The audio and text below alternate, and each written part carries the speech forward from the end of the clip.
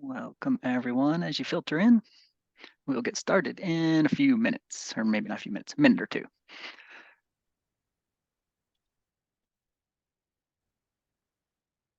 All right. As everyone rushes in now that I've actually started the webinar, welcome everyone. We will get started in a minute or two to get ourselves rolling.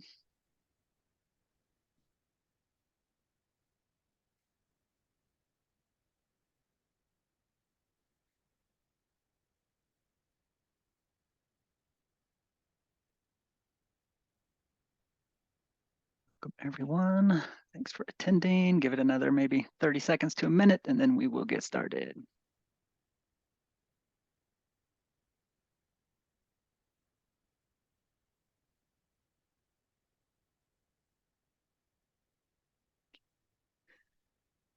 Right. Attendees. I was just getting ready to ask that, Gloria. If people want to throw out where they're from out in the chat, you can do that. You can have full-blown conversations in the chat. We think the sidebar conversations are actually as much fun as the webinar can be from time to time. Feel free to share resources, interesting links in the chat, etc., so that it's just not me up here speaking, it's you sharing with each other as you go through as well. So thank you, everyone. Let me do some introductions and then we can get rolling, because if people come in a bit late and they miss the introductions, no big deal. My name is Marcus. I'm one of the founders and the CEO of Harmonize Learning. We are, I think most everyone knows, because I'm recognizing a lot of the school names and such, as customers of Harmonize. But what Harmonize is a discussion replacement tool, assignment replacement tool for inside the LMS. That's what I'm going to be using to demo the AI stuff today. But the practices and the things I'm talking about should be applicable even if you're not a Harmonize user. As I was saying, a lot of the folks do seem to be Harmonize users. So to that end, if you are at a school that has Harmonize and you're not using it yet, or if you are a Harmonize user and just want to create a sample topic so you can play along at home as well, I have an article here that will tell you how to add a graded discussion into your LMS so that you can follow along with the steps I'm doing at home. If you don't have, if your schools are one of them that doesn't have a Harmonize license, then then you'll just have to sort of watch and learn from the steps that we're doing and how we're talking about using AI in the classroom to be able to incorporate in what you're doing. And what that would mean more than likely is go into directly to one of the AI engines that are out there, ChatGPT or Claude or Gemini or whatever, to be able to do this and see what it looks like. So today I have with me David, who is often running a bunch of our webinars. This one I'm running, but he's here to help. He does a lot of our how to teach with English, how to teach nursing, how to teach all these things using our tool set. He will be fielding the chat and the QA. So from a logistics perspective, if you have any questions, put them in the chat, put them in the Q&A, whatever's comfortable for you. David will interrupt me as we're going through to be able to talk through these pieces. And then lace them in. He may answer them directly in the chat, depending on his discretion of if it's at a point where it to be interrupted or to be brought up later. So by all means, put things out there, and I'm going to dive into a screen share here. Actually, flip to the right place. Oh man, it's been a day. Oops, that's not what I meant to do. Stop that share. Winning on the internet today. Okay, I'm going to start with two slides so that you all who are not as familiar with Harmonize don't get lost in the UI that I'm showing you. Harmonize is, like I said, this replacement discussion tool where we are pulling in content for the students to be able to author. They can upload images, they can record videos, they can do all of these expressive things that they would be doing in social media. They can even screen share directly into the LMS starting in a couple of weeks. So a lot of the prompt that I'm going to be doing, you're going to be seeing me ask students to do different expression types. If you're not using Harmonize, just keep in mind that some of these things are harder or impossible to do in the LMS. So don't ask your students to go screen share directly into the LMS unless you're willing to give them some instructions on how to do that if you're not using Harmonize. And the pieces that we're going to be looking at today are mostly in the instruction realm, but to some degree in the posting realm as well. And so this will be my last slide before we dive into some of the practical AI stuff, is that you're going to be seeing me working a lot with how do I generate a quality activity for my students? How do I generate a rubric so that I can assess it with my students? That all happens in the instructions that I'm actually giving to my students. And then once my students have started participating, how do I actually use some AI tools to be able to monitor what they're doing? And that one's going to be pretty Harmonize specific, so I'll do it at the end, because if you aren't using Harmonize, monitoring your discussions with AI is just not practical. So that's going to be the one not practical step if you're not using Harmonize as we go through. I'll push that to the end of the webinar so that if you are not actively using Harmonize and we're more interested in the AI subject area, you can still learn, and then at that point, if you want, take off. So I'm going to come into Harmonize to get started. So philosophy of AI use. There's a lot of hype around AI, that it can do everything, it's going to change everything, etc. And there's a lot of focus also on detecting AI use. And we do integrate with Turnitin for the AI detection, but that's not what I'm going to focus on today, because what I'm focusing on today is how do we use AI for good, if you will? How do we use AI to help myself as the instructor be more efficient and accomplish more things, less on the policing side to be able to say, oh, my students wrote with AI in the discussion. If you're using Harmonize, you can turn on the Turnitin integration and do that if your school has the AI detection stuff enabled. Otherwise, you can manually copy and paste stuff in. But we're not gonna delve into that today. So, in terms of philosophy for AI, we are really focused on the things that we know make a difference in terms of quality instructional materials, rubrics, etc. How do we achieve those things more quickly using AI? Because the main goal that we see from AI is, can we take the mundane off of the instructor's plate so that they can go teach? And so what are these? I think I saw this great phrase, which was like, automate the inconsequential so that you can do the consequential. And I think that's the theory of what I'm going to be demoing today. So it's this idea of a teaching assistant in a box, or an instructional designer in a box, or something like that, to be able to help you iterate over some of these things as you work through them. Having said that, let's get rolling. I'm going to go edit a completely empty topic so this is the place I'm at now. Is I, as the instructor, have come in. I am ready to build either an assignment, a private assignment for my students, or a discussion for my students. And I know what I want to teach. But I don't necessarily have a good activity in mind.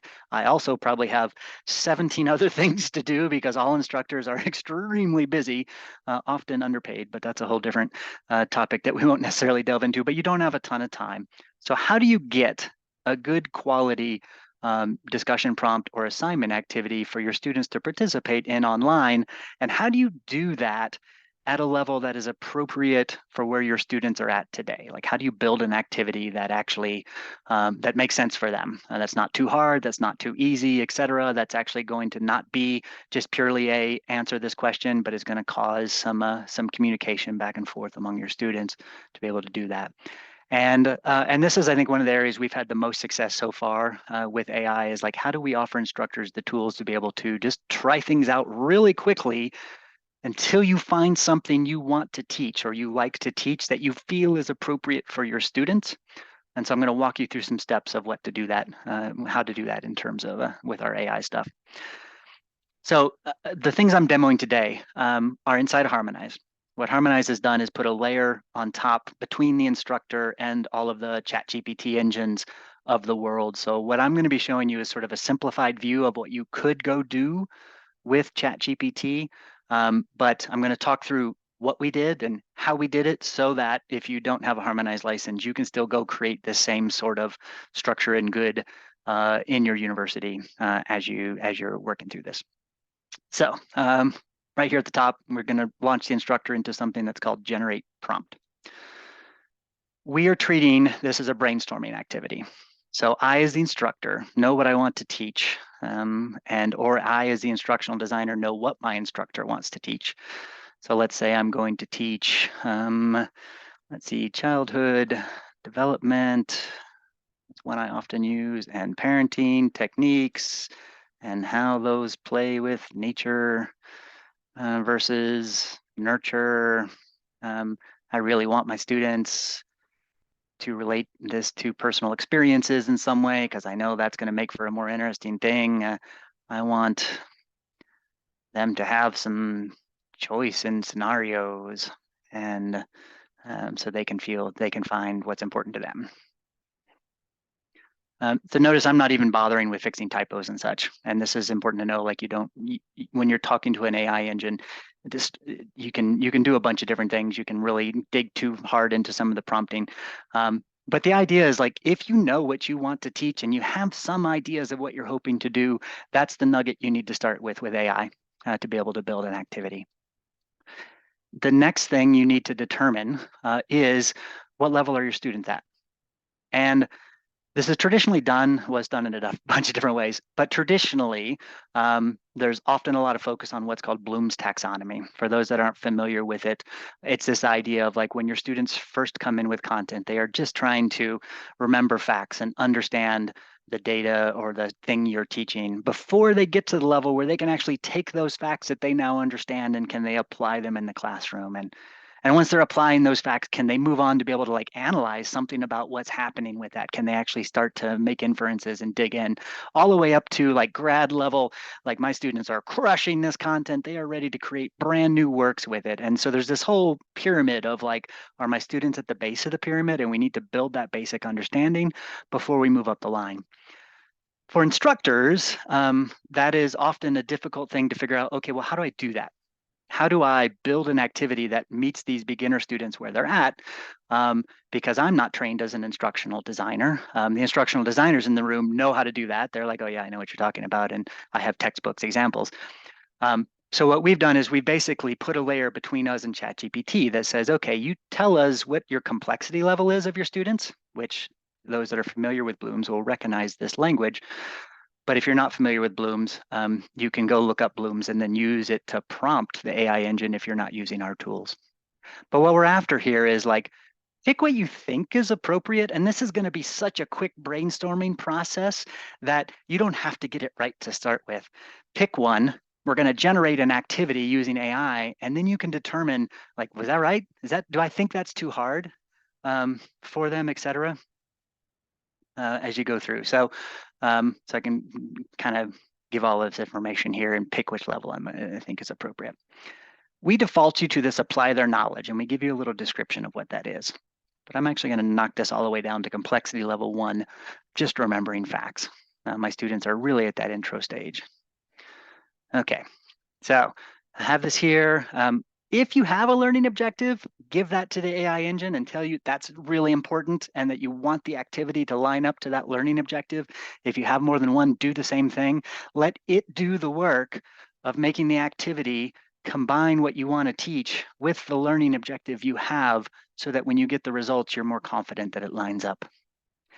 And the key with this is that as soon as you have this information entered, you can just tell the AI to generate some instructions for you, and it's going to take a stab at it.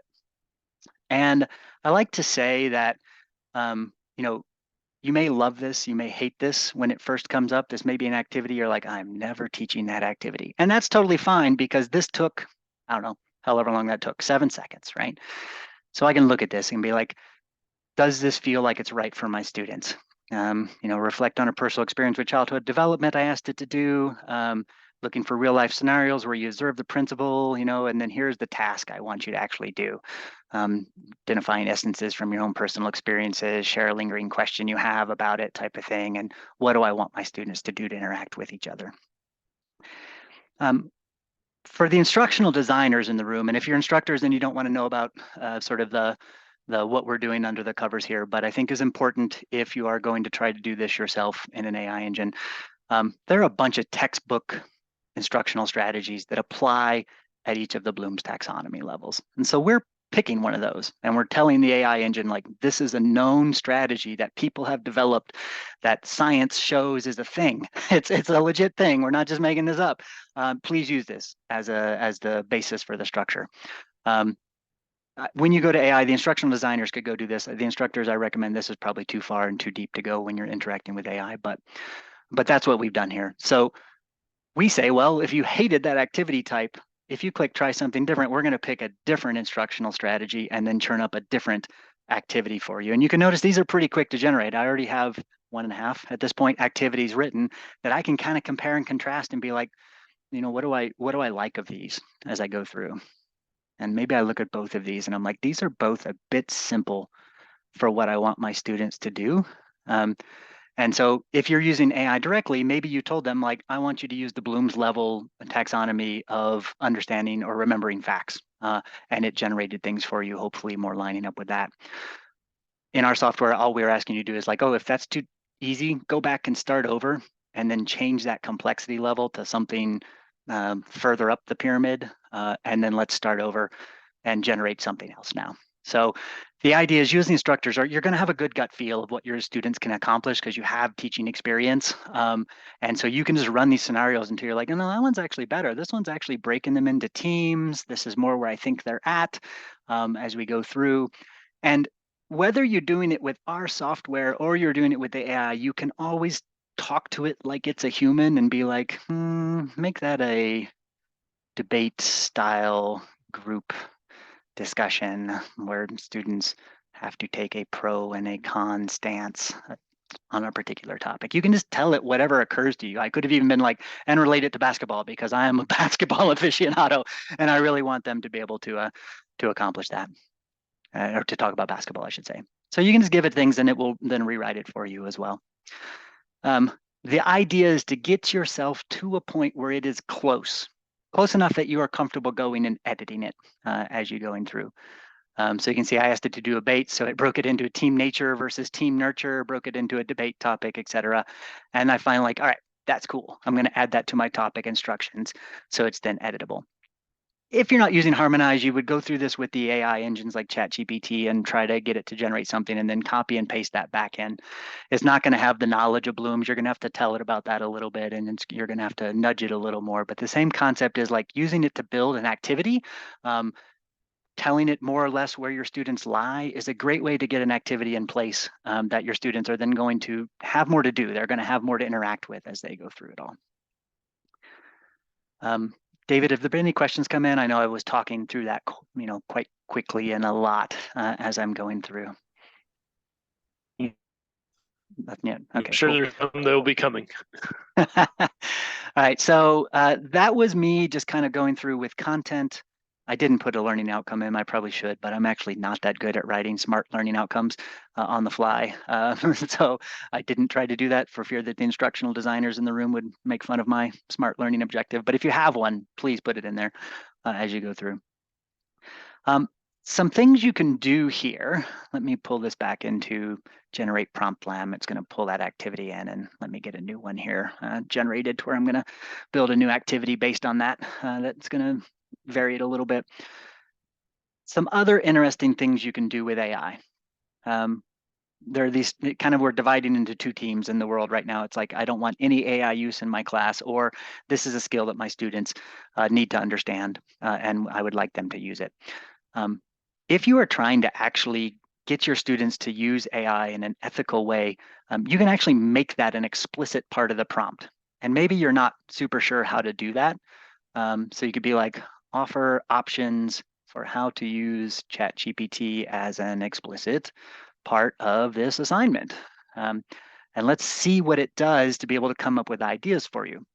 When I'm working with AI and doing this, sometimes it finds things that I think are interesting and appropriate. Sometimes it does things where I'm like, you're kind of stretching a little bit for what it looks like. But give that a try, because if you can come up with a way for your students to explicitly use ChatGPT as step one of the assignment, and then have them do some reflection on that learning, or have them take the results of what ChatGPT does and analyze them in some way, then you're kind of sidestepping the did my students use ChatGPT to cheat, because you're like, no, you are going to use ChatGPT. It's a good life skill.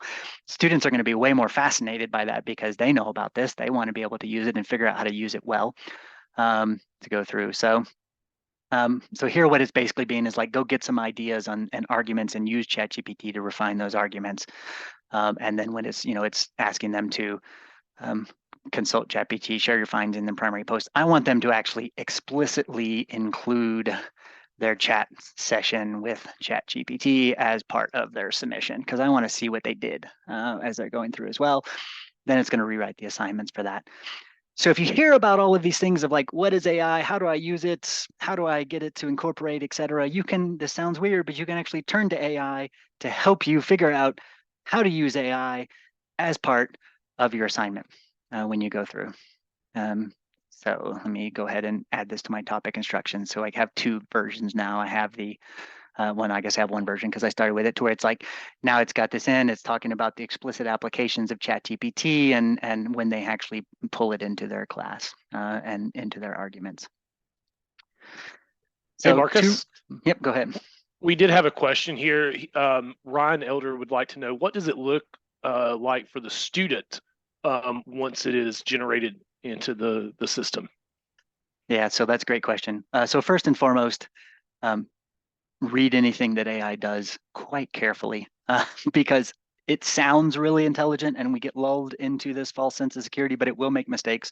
So before I talk about showing it to the student, read everything and make sure that it doesn't say anything that you don't agree with, didn't make any mistakes, et cetera. When we include this, there's this ongoing debate of like, do I cite the fact that I use ChatGPT to generate these instructions? When I publish this to the students, they're going to see it as if I wrote it, and I didn't put any citation in here that I used ChatGPT to do so. So to them, it's just going to look like I spent a lot of time putting in some nice headers and analyzing and building things, et cetera. And it actually included a link to ChatGPT for me. All these things, it looks like I just put together and built this on my own. I can totally claim credit for that if I want. Or you can actually cite the fact that you used AI to build this prompt, especially because I'm explicitly using ChatGPT when I get inside of here. And so the students would read these instructions and then jump into creating a new post where they are pulling in the resources. Or a common thing that I often see people do now is, since we do a lot of focus on can it make it easy to get video into the discussion, et cetera, just do a video reflection on the process as well. Step 3 after you do all your work is reflect on it, on the learning experience in video. Do a 1-minute video recorded in here into Harmonize to be able to do that. So the students are really just seeing it as instructional material that you built, because this is the same quality of stuff you would get if you actually went and spent some time sitting with your instructional designer. And we actually have a lot of instructional designers who use this because it's a quick way to be able to, like, they're sitting there working with an instructor, they're typing things in and like, what about this? No, what about this? No, what about this? Ooh, you like that one? There you go. Because if you as an instructor don't like the prompt, then you're not going to want to teach it. But as the instructional designer, if I spent 15, 20, 30 minutes writing a prompt for you and you're like, I hate it, then you're like, oh, I just spent 30 minutes doing that.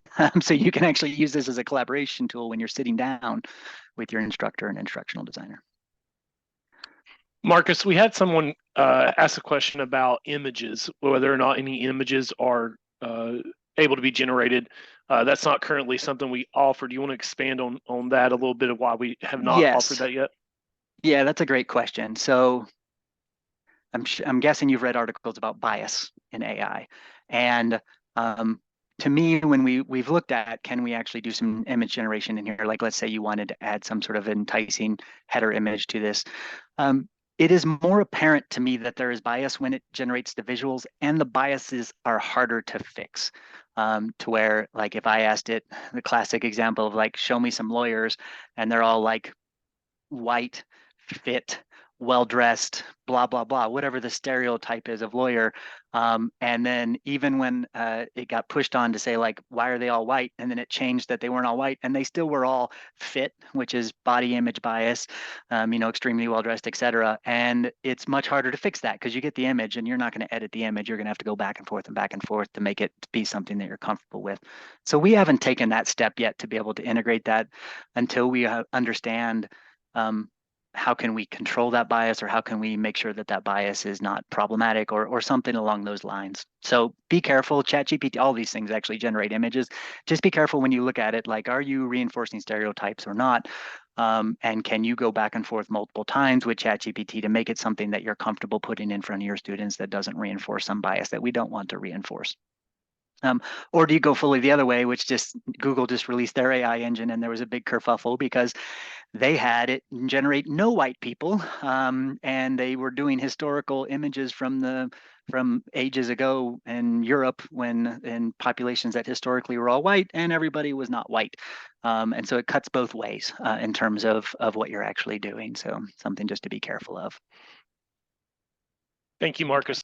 We also had a question about can you input a specific document template for it to generate the assignment?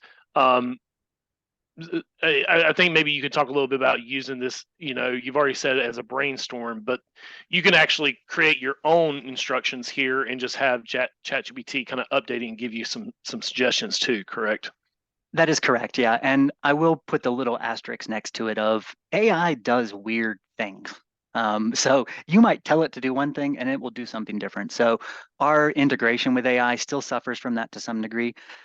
If I had taken this, actually, I did build this on top of the other one, but if I had taken this activity and kind of outlined the structure of what I was after, and then either did that directly let me go back into the edit interface, did that directly in this generate prompt window here, or typed it in there and came in, it will often follow that template. So if you have a template of what you like to do and you just needed to plug things in, great. So for example, what we are doing under the covers here is we know there's 50 odd instructional strategies we've taught our system. We are templatizing those and sending them into ChatGPT and be like, to the best of your ability, follow this structure for this prompt. And then we get the results, we look at it and we send it back. We're like, no, really do it. And sometimes you have to go back and forth a couple of times to encourage it. And that's what we're doing behind the scenes, is taking some of that iteration off the instructor's plate so that they can come in directly and do this. But yeah, say I loaded this up and then it was a template without much stuff, I could flesh out and just throw some additional stuff on the top and add some content here. So maybe I can be like, add a video reflection, as I was mentioning, to the student submission criteria or something like that, and then generate, and it's going to take that same thing and build on top of it as I go. So you can paste in a template, start, and build on top of that. So if you have something you really like, we see instructors do this with they may have a existing Canvas discussion that they're bringing over into Harmonize, and they'll actually grab that and bring it in because they're like, I liked this, but I wanted to be able to use some of these additional tools, or I just wanted to have some additional things in it. And so it's a way to sort of build on it as you go. When you're doing that directly into ChatGPT, you can do the same thing and just have a conversation with it. You're like, I want you to use this template. Okay, great. And I want it to be, at Bloom's level, apply. Okay, great. And I want it to contain this content. Okay, great. And then something that's interesting, if you're over there, you can actually say, ask me questions about details I missed. And it will actually ask you questions that are often quite insightful and helpful in generating an activity. Maybe it will ask you about what your learning objective is, or you can have it query you about what you want your students to learn so that you can help build a learning objective to line up with it as well. Treat it as like a teaching assistant or an instructional design assistant that is there at your whim and you want to have a conversation with. And I would say give it a try, because often the results will be quite encouraging, maybe not 100%, but they'll get you 80 to 90% of the way there, which saves a ton of time then when you're going on. All right, this is the first part. I was going to roll on next into generating rubrics for this, but I want to see, David, are there other questions, or is there anything else people would like me to revisit on this activity generation front before we go into how to actually get a rubric generated? So to clarify, and thank you for clarifying that, Christelle, she was also asking about like font level and headers and things like that. Can you edit any of that? And we also had a question about adding links to YouTube videos in the discussion, if that's a possibility as well. For sure. So to start with, ChatGPT knows about headers and subheadings when it generates the stuff. And I don't know if you even noticed this when I was doing it, but it would put like two little dollar signs like this in front of it as it was going through. And we took those and turned those into appropriate accessible headings to where it's like a heading 2, heading 3, etc. It can't, I don't think it does that very well in my experience. So you can try to get it to do that, but I think you're actually going to save yourself time by just getting the content in and coming through and adjusting the headers as you see fit when you're going through things. And yeah, in terms of YouTube links, for sure, like highly recommend doing some video content. And this is a lo-fi hip hop thing, which is not exactly what we'd want to be looking at here. But if you're including YouTube links, you can put them in. we will pull them in and embed. The thing you can't do right now, unless you have a paid ChatGPT or certain other models, is you can't ask it to find YouTube links for you. If you ask, sometimes it will make up links that don't work. But if you do bring them in here, we will pull a preview in them for you so you can actually have them playing alongside it as you go through. And if the ChatGPT with browse the web, I think is what it's called, will actually go search for YouTube videos for you that relate to your content if you want. And once they open that up to the API, we're going to do that in Harmonize as well for you. And then what we often see instructors do is do some sort of personalization to this. So these are a great set of instructions, but doesn't have any of my personality in there. And we will have instructors do that with a video recorder, just to be able to say, hey, everybody, this is what I want us to focus on. This is what I want us to think about, blah, blah, blah. You can do the same thing by recording a video, and most of the LMSs have a way to record video. It might be actually just a link that's embedded, et cetera. But think about also, it's not just instructions for your students, it is you want them to have some connection to you as the instructor. So the more personality you can give that, the better. Let me delete that video since I didn't say anything intelligent in it as you go through. Any other questions on what makes a good instruction prompt? What can ChatGPT do versus not, versus what we can do versus not, before I roll on, David? One more quick question here. Pamela wanted to know, if you say add transcript to the activity, where and how does that get posted, and how would that go if you were doing one group or team post referring to the activity that you develop now? Then is the video reflected per person? Make sure I understand. Is that somewhere where I can read that? Is that in the chat? That was a lot of words. Q&A. Yeah, Q&A. Q&A. Okay. Let me read it. Pamela, I think you might mean a transcript for the video. Like, do we actually have a caption file? So from an accessibility perspective, if that's correct, let me know. When we do videos, we are auto captioning all of them so that you don't have to worry about the accessibility side. I don't think AI has the ability to consume your video and create a transcript in ChatGPT for you directly. You could use a transcript to create a video with their new Sora product, but that's a whole different topic that is quite crazy. If you haven't seen what they're doing with video generation from prompts, it's almost frightening. But so I don't know exactly how to do that, unfortunately, Pamela, inside of ChatGPT directly to be able to do that. The instructions I'm creating here are for the students to do the videos one-on-one in their group, or figuring out in their group how to actually do the individual video. But I'm not sure how good ChatGPT is at that directly. Any other questions for us? I think we are caught up now. So okay, so let me roll into rubric stuff. And I did see the question just come through as I was closing the QA pod. Are we getting into creating quizzes? I would caution you against creating quizzes with ChatGPT. And I'm going to go on a bit of a soapbox here for a second. ChatGPT is not good at it. It's actually quite hard to create a good multiple choice question or quiz. And because you have to get this nuance of, like, there are 4 questions and they need to be plausible, they need to be close, so it's not obvious there's a correct answer, and the subtlety of that there is a bit difficult. Additionally, I think now that we have a lot of this that we can do in terms of personalization and content, doing quizzes for students and using the AI to generate them, it is extremely easy for the AI to answer them as well. And so it's not, you kind of fall into you're using AI to create content that is extremely easy for AI to answer. And so you may not actually be assessing your students anymore. You're assessing their ability to quickly pull up something and go to ChatGPT and answer it. So keep that in mind. I know quizzes are formative and can be sort of more of a learning churn, but there's a lot of danger there in creating them with ChatGPT. It would almost take an entire layer of nudging it exactly right to make the answers correctly. So we have stayed away from that because of that reason. We'll get into I see the grading question. We'll get into the assessment side of things in a moment. So let me first get as a rubric built, because that's the basis for assessment. So next question, we have this assignment. We want to be able to generate a rubric to be able to grade it. We are directly integrating that as well. You can take your assignment out to ChatGPT to generate a rubric. I would encourage you not just to say generate a rubric, because it needs a little more nuance than that. And let me show you how we're doing this. If I click this generate focus areas button, the first step of generating a rubric is determining what are the main things we want our students to focus on, the success criteria, if you will, the left-hand side of the rubric. So we're going to actually look at your instructions and pull out those 4 things and show them to you as the instructor and be like, do these sound right?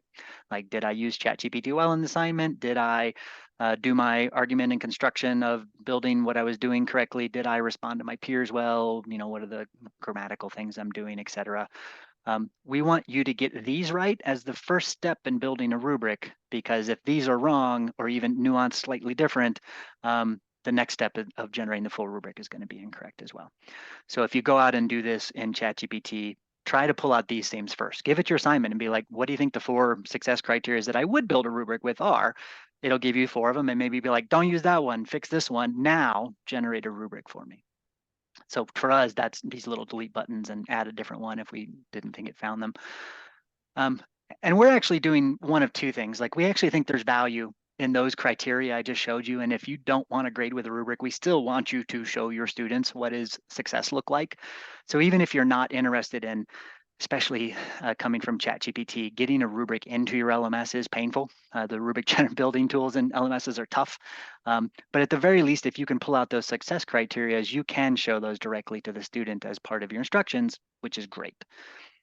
If you do a full rubric, this is where we take that next step of like, okay, given those focus areas that we were looking at, can we develop the 4x4 matrix for these so that, once again, you can edit them and review them and make sure they're correct for you and then get them into your LMS. We're handling a lot of that mundane stuff for you because, like I said, the LMS tools are not great for generating the content. So what we're doing here is giving you the ability to edit all of these, change the point totals, change the headers, reverse the order, and then when you're all ready, just click save, and we're going to go put that back into the LMS for you. But you can see, even when we're using a full rubric, let me actually publish this so you can see what the student sees.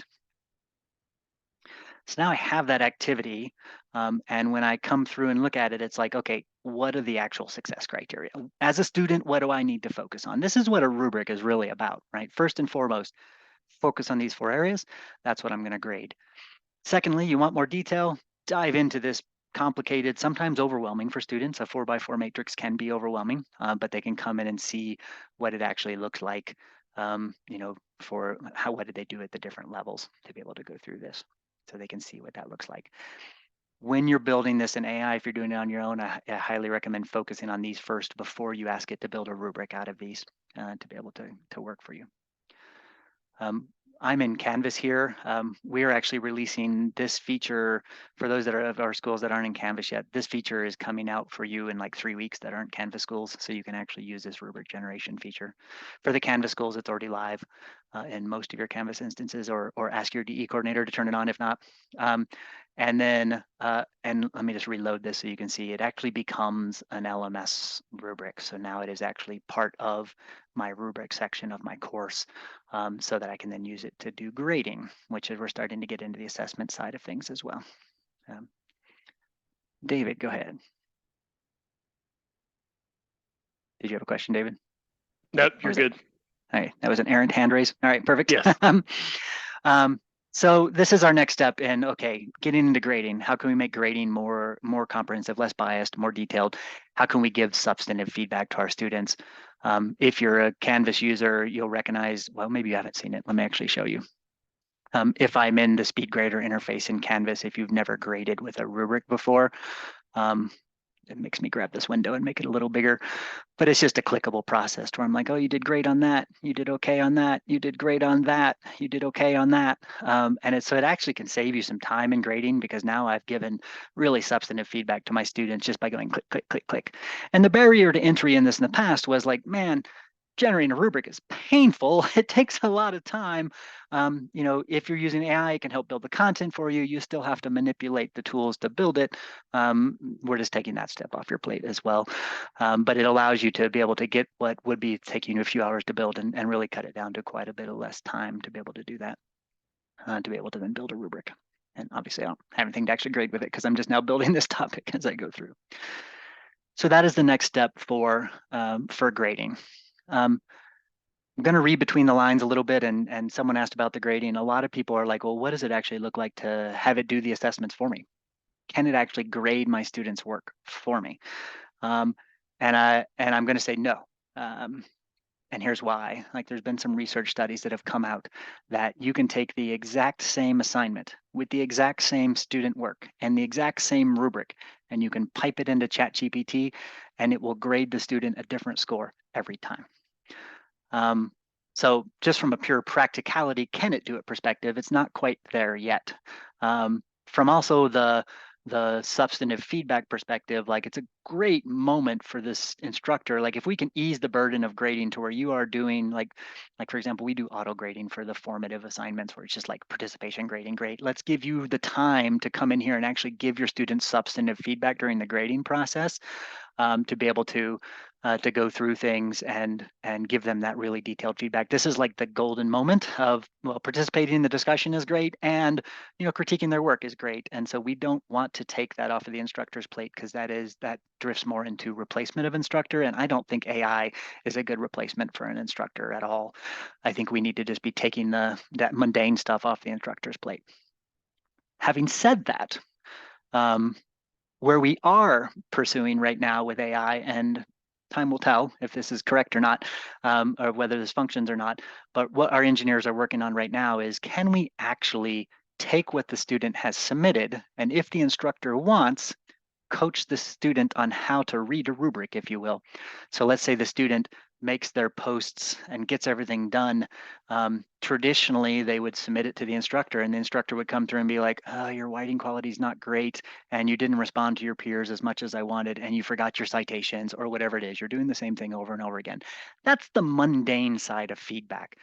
When we're in these formative assessments, could we actually, and what we're striving to do is to tell the student, look, I'm not going to say exactly what's wrong with your post. However, I'm going to say, if you'd like, pay more attention to criteria 3 and criteria 4. Go do a self-assessment and see what you think. Could it be better? And then if so, resubmit. And then we just want you to learn. It's like akin to taking a math quiz, right? Like, I'm going to keep trying it until I get it right.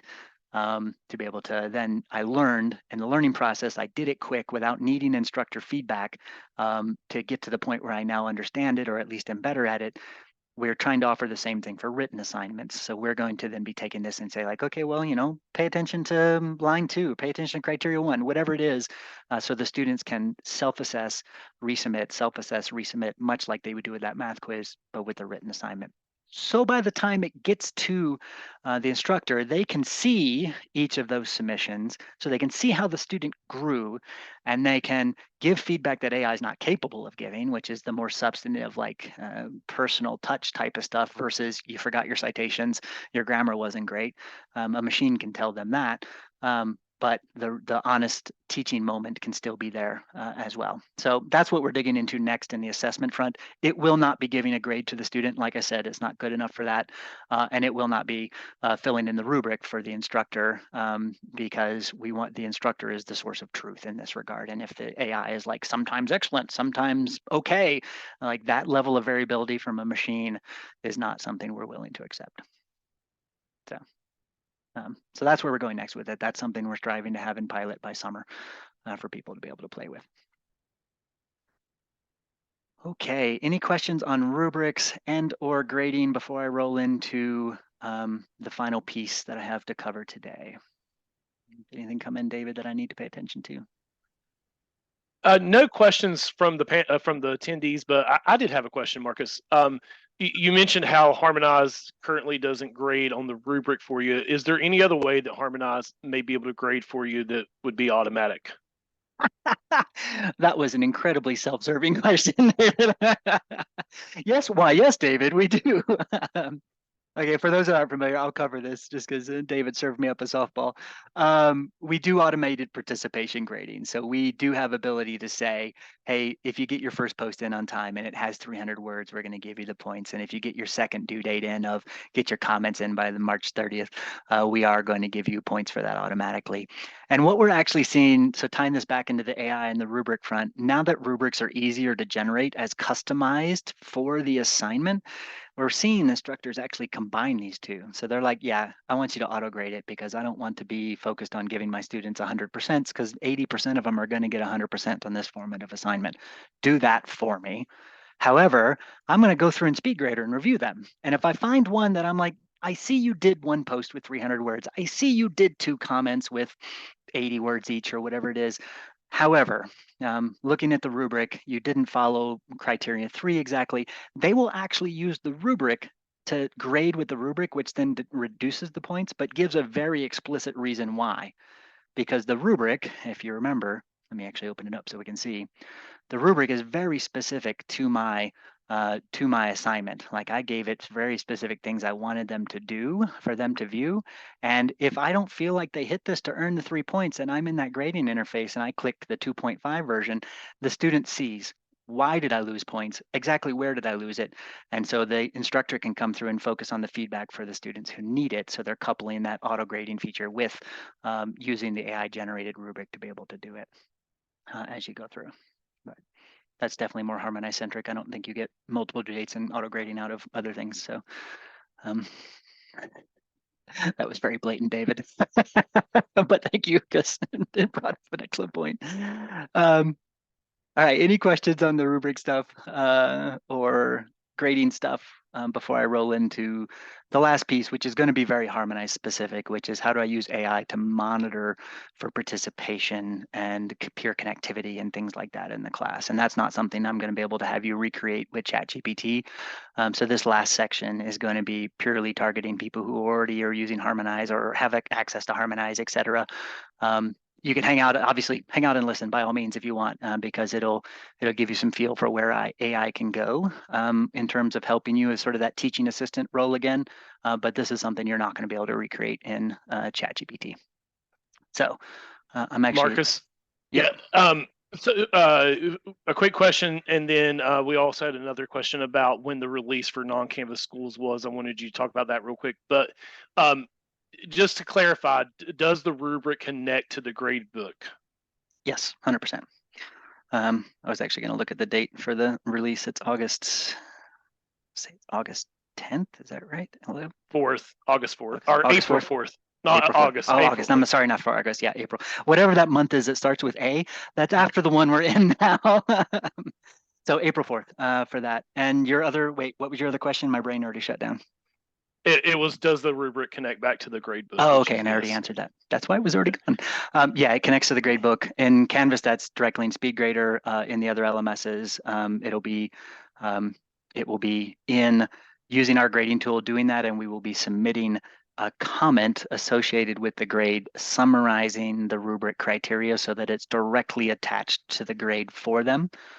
And I will say you can do some of these points. You can take a rubric and take a student assignment and funnel them into ChatGPT and then analyze the results and see if you agree with them and then come back in. I don't know that that actually saves you any time, but it will give you the ability to see what it thought, especially if it's a long essay or something as well.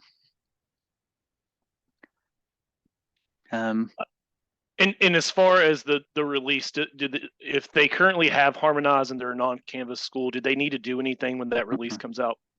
No, for Canvas schools, you had to turn on things for us to be able to access your rubric section here. For the other schools, it's just going to be automated. Just turn on, Okay. it'll be available for you right away. You will have to come in, obviously, the edit screen and click that generate button. But then, and you can do that for any future assignments you want. And those will copy over to semester as you clone your course into future semesters. Okay. Pamela, yeah, that would be an offline question because that's like a sales question thing that I don't want to cover here. But my email address is marcus@harmonizelearning.com if you want to shoot me an email. And we can talk through that. All right, let's go into monitoring the class with Harmonize. So I'm going to do this with slides because it's actually hard to do a full AI monitoring system in a demo system. I think I can show you a little bit, but not all of it. So what we're after here is that in an online class, it's really easy to focus on the students who are present and participating. And from an equity perspective, or even from a retention perspective, or from a just, where do I need to be spending my time? That's quality instruction perspective. That may not be the right thing to do. Maybe, maybe not. So how do you find those students who are not engaging as much as their fellow students? You could keep a spreadsheet, of who's posted what, or try to compare and check each one. This is another case where AI can be a great teaching assistant to help sort of the whole automate the inconsequential. Let us do the math of that and figure it out for you. And what we're going to do, if you're using Harmonize, I strongly encourage you pay attention to this little thing. It's going to come down from the top menu. It's going to give you a list of students. These are the students that we are concerned need some attention. And we're doing this across like 200, 250 different things that we have correlated with retention. And so it's just too much work to do on your own, which is also why it's hard to recreate in a demo system, because I would need 30 active students participating. But once we figure out what peer norm is at for them, um, we will go ahead and tell you these students are acting below peer norm across these different areas. Some instructors just stop here and they're like, those 5 students, you're totally right. I haven't heard from them in a while. I'm going to go tag them in a discussion. I'm going to go reach out to them in email. I'm going to use our chat tool, whatever it is, like reach out to that student or pull them in some way. For those that want more data, if I click on it, one of those names, it will actually show me what our concerns are about that student and what is actually getting better and how long that's been going on. So that when you do reach out to the student, you have something to talk about. Like, hey, I saw that, hey, you're writing more complex content. That's fantastic. But I'd still love to see you, commenting on more of your peers' posts, because a big part of learning is the peer connectivity. And I do want you interacting in there. It's going to do wonders for your comprehension of this content, et cetera. So maybe you reach out to them and email to do that, or reach out into the discussion. Or maybe you're more subtle and you're just like, oh, I see Flora is not responding to her peers as much. Maybe I go to another person's post and I tag Flora and I'm like, hey, Flora, what do you think about what Bob did here? We're just trying to enable you as instructor to be able to be this sort of first line of defense against those students who are fading away. Ideally, before they fail a quiz or fail an exam or think about dropping the class, like let's hit them up early so that they're doing that. And there's a lot more data in here for you to track if you'd like. If you're a data geek type person, I am. So I love the data side of things. If you're not, you can stop here and go through. But this is another use of AI. This is AI actually monitoring your class for you and doing the smart thing of like, oh, what is peer norm? What are that behaviors? What is coming in below peer norm? So that you as the instructor don't have to try to figure that out. You can just look and be like, oh, here's everybody who's not on track. Here's everybody who is on track. Couple that with what you know of the student. For example, this is all just harmonized content. Are they in the discussion and the assignments interacting? But maybe they are in class as well and they are brilliant. And we don't know they're brilliant because that's happening in class. And so you need to couple what you know about the student to be able to determine what's right. So we're not showing this to the student at all. We are just showing it to you, once again, to enable you to be able to more effectively spend your time when you're teaching. I did see someone ask about the recording come through in a Q&A. We are recording this. We're going to stick it up on the website. David will, once I get that done, David will email out the recording for everyone, so you can always watch it after the fact, share it with fellow instructors, et cetera, to be able to think through some of these things. Any questions? I have about 5 minutes left in the webinar.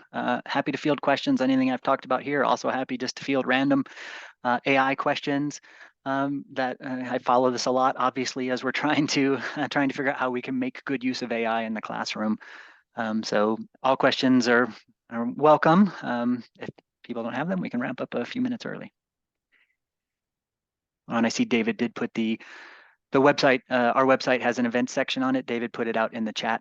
So you can access upcoming webinars, and that's where you also register for this webinar, but I will be putting the recording back in the events section there. David will obviously send out a direct link for it so that you have it as well. All right, any other questions for us? Pamela, I see your question in the chat. Since you're a Harmonize school, I would recommend not using ChatGPT outside of Harmonize for these activities, because we've done a lot of work in what's called prompt engineering to sit between you and ChatGPT, so you don't have to figure that part out. So I would recommend playing with it inside of Harmonize first. And then if you find you can't make it do something you want to do, then yes, go over to ChatGPT and play with it, because then you can do the actual, what's called prompt engineering, the fighting and trying to get it to do what you want it to do as you go through. I saw someone raised their hand, and if you want to come off mute and ask a question, I can do that. If that's what you'd like to do, let me know in chat, and actually, let me just allow you to talk, and if you'd like, you can. Yeah, can you hear me? Yes, I have you. Yeah, thank you so much. I really appreciate this presentation. It's wonderful. So, my question is more general. So, because from my own university, the way this is AI is talked about is a little bit scary. So, from what you are doing, I'm seeing an opportunity to embrace it rather than fear it. So would you say that there are more opportunities to this than risk for universities? I believe so, as long as you have really careful guidelines of what you're willing to do, what is okay to do and not. And I think that's the important part, developing policies around this.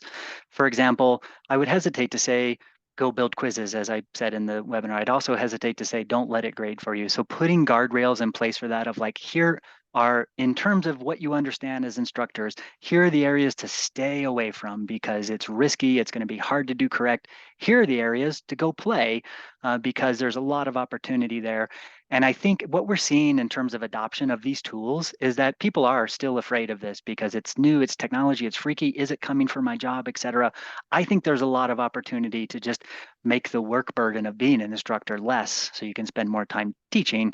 But we are still seeing like an adoption. A lot of people are concerned about this. And we see better adoption at schools who have published an AI policy that is very explicit saying this is okay. You're not going to get in trouble for using AI in these areas. And here are the areas that are safe to use AI in. And so some certain amount of education like that we show helps with adoption of even just using the tools that are simplified versions of AI like this, because instructors are like, okay, it's okay. I see what they're saying. It saves me time here. These are the areas that are good to do versus I do believe if you started grading with AI, you're going to do a disservice to the students, and that could cause problems. And so, if you don't want your students or instructors to do that, you should steer them away from it. And I think that transparency around what's okay and what's not, what's safe and is what not, and coming from leadership at the schools has helped tons in terms of adoption for what we're seeing. Thank you. No problem. Pamela asked a question in the Q&A about what benefit does the paid level of ChatGPT offer above what we've built. So we are actually using the paid version of ChatGPT, which is called ChatGPT 4. If you're using the free version of ChatGPT, that is ChatGPT 3.5, and it is not near as good as ChatGPT 4 is, like night and day. So if you try to make the free version do something and you get frustrated with it, it might be worth asking your university or shouldering the money for a month just to play with it. I don't remember what it is a month. It's like $20 a month or something like that to see the difference, because it is pretty amazing difference. So when you're doing the paid version, you get ChatGPT 4. Our tools are built on top of ChatGPT 4. So obviously as an instructor, you don't have to pay for those because your school is already licensed and pay for those through here. So you have access to that paid model. So great question, Pamela. The free version of ChatGPT is 3.5, and I'm not as familiar with the different version numbers in the non-ChatGPT world, like the Gemini and the Claudes of the world are the other sort of main competitors. And I'm not as familiar with what paid versus not gets you over there. I know that Gemini does have a premium version, I think, but anyway. Another question that comes up just to finish out here, we don't allow the AI engine to keep any of your information. So our contract with ChatGPT to do this work and for us to build this layer on top of it says they are not allowed to keep or train their AI on your content. That's your intellectual property. We don't want them to learn from it. They are forced to delete it from their system after we're done working through with it and such. So if that's a concern for folks as well, I think that's an important question to raise, because a lot of people are like, I don't want to make the AI smarter by doing this. And so they don't want to participate in that realm. Marcus, we did have a one more last question here about if you have any samples of AI policies or maybe references to schools who've come up with good AI policies that are outlined of There's what's a allowed great and not allowed. there's a great list to join that has shared a bunch of these. EDUCAUSE has these member groups that are free to join, and there's one of them that is actually an AI centric user group. Let me go find the actual AI community group. I think it's called here. Let me put this out because they occasionally share policies out, and I know that Heather Brown actually helps run that group, and she has collated lists of these. I don't have them handy to be able to share with you, but I'm going to put that, assuming I got the right URL. It's not loading for some reason. Come on, EDUCAUSE, you got this. Don't let me down. I could always send that out in the email with the Okay, thank you, David. with the recording. Yep. Thanks for saving me there. All right, so actually I found the homepage for it here, and I can see Heather has a whole section devoted to resources. So David can share this out in email, but I'll put it here as well. This is the community homepage for the AI page, and you can see the very top thing is AI resources. I don't know if that's actually, now I look at that, that may be exactly, but this is the group I'm talking about, and you can log in there, and they have a whole library, and Heather is quite good at collating a lot of resources that are out there. So it's a good group to join regardless, just to keep track of what's happening, because they're in there constantly being like, oh, and then I saw this, and here's what it's doing, or here's what schools are doing, etc. So it's a great tool. All right, any other questions for us? Excellent. Well, we will wrap it up then. I hope you all learned something. I hope you enjoy it. David will follow up with the recording and anything else we can think of to throw in that email, and let us know if you have any questions. Right, thanks, Pamela, for your kind words. That's awesome. And take care, everyone.